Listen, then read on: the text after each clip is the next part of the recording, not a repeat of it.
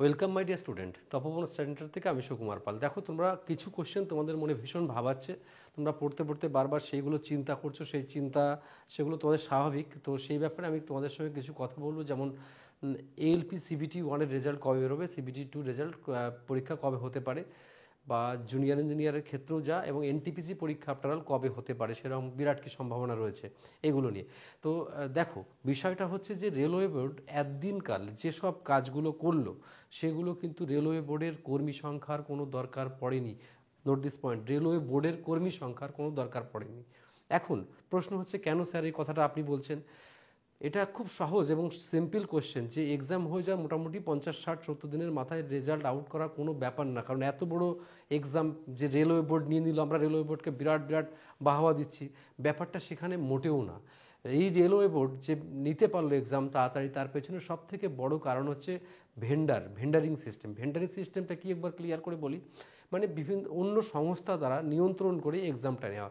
শুধু আইনের রাজটা রেলওয়ে বোর্ডের হাতে থাকলো, আর বাকিটা কিন্তু সমস্তটা করলো যে কাজ, সেটা টিসিএস বা এরকম কোনো সংস্থারা করেছে কাজ। তার ফলে রেলওয়ে বোর্ডের কোনো লোক সংখ্যার বেশি কমের দরকার সেখানে খুব একটা পড়েনি। এখন প্রশ্ন হচ্ছে, যদি রেজাল্ট আউট হয়ে যায়, তারপরে তোমার কিছু পরীক্ষা তো ওয়ান সিঙ্গেল টার্ম রয়েছে, সেটা হচ্ছে টেকনিশিয়ানের রেজাল্ট, এগুলো বেরিয়ে যাওয়ার পর ডিভি নিতে হবে।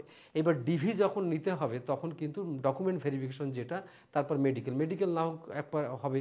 এবার ডকুমেন্ট ভেরিফিকেশন যখন হবে তখন কিন্তু আরআরবিতে প্রচুর লোকের দরকার, ম্যান পাওয়ার দরকার।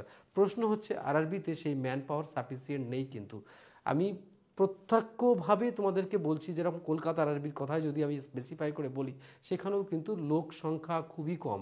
তাই মাঝে মাঝে তারা কখনো কি করে, কখনো লিলুয়া ওয়ার্কশপ থেকে লোক মানে ম্যান পাওয়ার নিয়ে নেয়, কখনো স্ট্যান্ড রেলের বিভিন্ন হেডকোয়ার্টার থেকে অন্য অন্য জায়গা থেকে ম্যান পাওয়ার নিয়ে কাজগুলো অনেক সময় করে। তো এখন সেই জায়গায় ল্যাক অফ এফিসিয়েন্সি থাকার ফলে এমনিই তো পুরো রেলটাই ঝরঝরিত করে রয়েছে, যে মানে ল্যাক অফ মানে ম্যান পাওয়ারে। তো সেই ক্ষেত্রে মানে উপযুক্ত ম্যান পাওয়ার না থাকলে এই ডকুমেন্ট ভেরিফিকেশন করাটা কিন্তু চাপ হয়ে যাচ্ছে রেলের পক্ষে। শুধু তাই নয়, এবং অন্য কাজগুলো রেলওয়ে বোর্ড ভেন্ডারের মাধ্যমে করতে পারছে, ঠিক আছে, কিন্তু থার্ড পার্টি দিয়ে করতে পারছে, কিন্তু ভেরিফিকেশনটা কখনোই তারা চাইবে না যে থার্ড পার্টি দিয়ে করানো। এটা রেলের পক্ষে একটা বড় মানে জায়গা, সেই জায়গাটা থেকে কিন্তু রেল এখান থেকে পিছিয়ে আসছে। এটা একটা প্রথম কথা। কিছু প্রশ্ন হচ্ছে এসসি যে কাস্ট সার্টিফিকেট নিয়ে বিহারের যে ব্যাপারটা, তার একটা ব্যাপার থাকছে।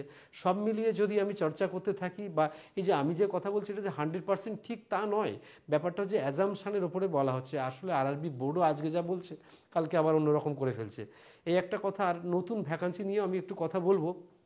দেখো, তাহলে একটা মোটামুটি রেজাল্টের সম্ভাবনা এই জানুয়ারি মাসের লাস্ট উইকে না 28 তারিখ বা এরকম আশেপাশে কিন্তু রেজাল্ট প্রোভাইড করতে পারে, মানে এটা। এবার প্রশ্ন হচ্ছে, তাহলে 28 তারিখ বা এরকম সময় জানুয়ারি মাসে যদি রেজাল্ট আউট হয়, তাহলে কি সাফিসিয়েন্ট টাইম পাওয়া সম্ভব হবে সিবিটি টু এর জন্য?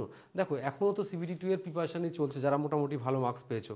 তা আমরাও তো সেইভাবেই ক্লাস করাচ্ছি, দিনের পর দিন ডবল করে ক্লাস, প্রচুর মেটেরিয়াল। সে নিশ্চয়ই যে যেখানে দাঁড়িয়ে আছে সেখান থেকে সে প্রিপারেশন করছে।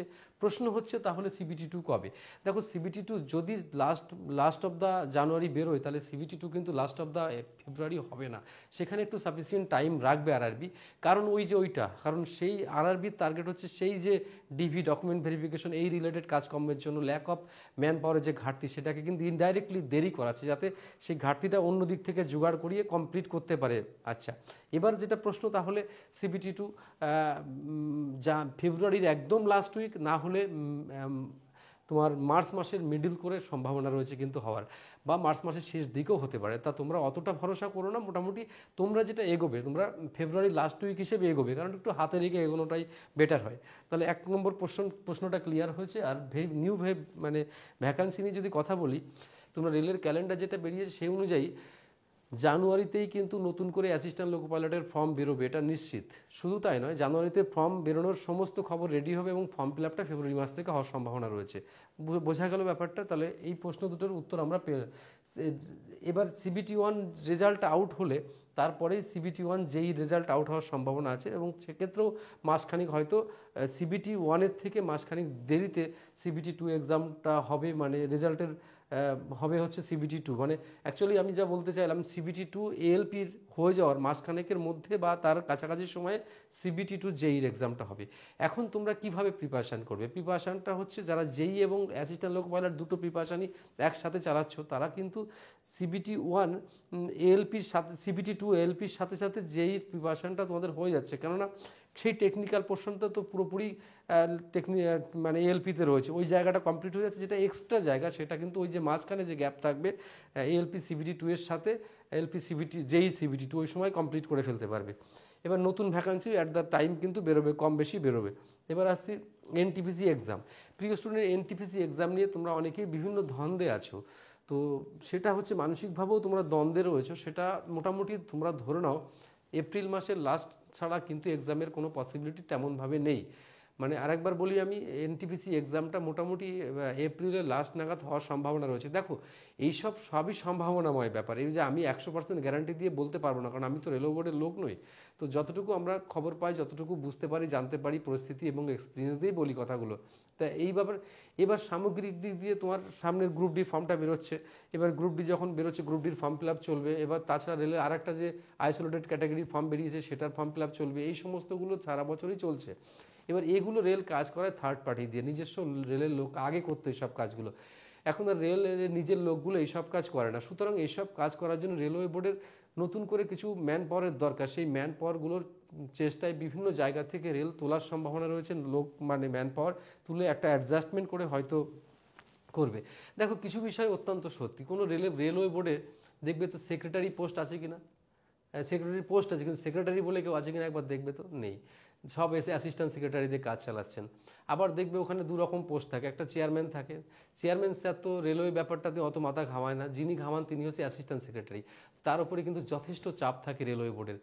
এই যে তিনি মূলত যথেষ্ট কাজ জানে রেলওয়ে বোর্ড সম্পর্কে, রেলওয়ে যে রিক্রুটমেন্ট সম্পর্কে বলো, টোটাল ব্যাপারটা তার নখদর্পণ যাকে বলে, তিনি সব কাজ করতে পারেন। এবার কিছুটা পলিটিক্সের চাপে বিভিন্ন রকমের সিস্টেমে তারাও কাজ পুরোপুরি করে উঠতে পারেন না হয়তো এমন সময়।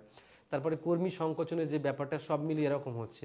আলটিমেট যে ডেস্টিনেশন যেটা আমরা বুঝতে পারছি সেটা হচ্ছে যে এই মুহূর্তে যে কিছুদিন দেরি হলো, রেজাল্ট আলটিমেটলি আউট হবে, এবং সেই সময় যাতে তুমি ভোগান্তিতে না পড়ো, তুমি যথেষ্ট বা উপযুক্ত পারফর্ম নিয়ে যাতে পারফর্ম করতে পারো সেই লক্ষ্য নিয়ে দৌড়াও, এবং নিজেকে হোপলেস করো না। যেহেতু মাঠে নেমেছো, তাই তোমার পারফর্ম করার জন্য তোমাকে এগিয়ে আসতেই হবে সঠিক এবং উপযুক্তভাবে। আশা করি সঠিক গাইড এবং সঠিক পথপ্রদর্শক এবং সঠিক মনোনিবেশ করে পারফর্ম যে করে তাকে কিন্তু ফেলিয়ার হওয়ার সম্ভাবনা তার থাকবেই না। হয়তো লোকো পাইলট অনেকগুলো ধাপ আছে, কিন্তু সেই ধাপগুলো পেরোনো, একটা পরীক্ষা না দিলে তো বেরোনো যায় না, সেই ধাপগুলো পেরিয়ে যখন পাবে দেখবে মুখে চওড়া হাসিটা অবশ্যই পাবে। আসলে আমি বলবো যে অ্যাসিস্ট্যান্ট লোকো পাইলট পরীক্ষায় অনেক অংশে কিন্তু কম্পিটিশান কম, কেননা এখানে চোখে চশমা যারা থাকে বেশিরভাগই বাদ যায়, তাছাড়া কোয়ালিফিকেশন একটা ম্যাটার করে। এই সব মিলিয়ে কিন্তু অনেকগুলো ধাপ, অনেকে ইন্টারেস্টেড হয় না। সেই সব মিলিয়ে যদি চেষ্টা করো তাহলে এখন থেকে সেইভাবে লড়াই করার মনস্থির করে করো।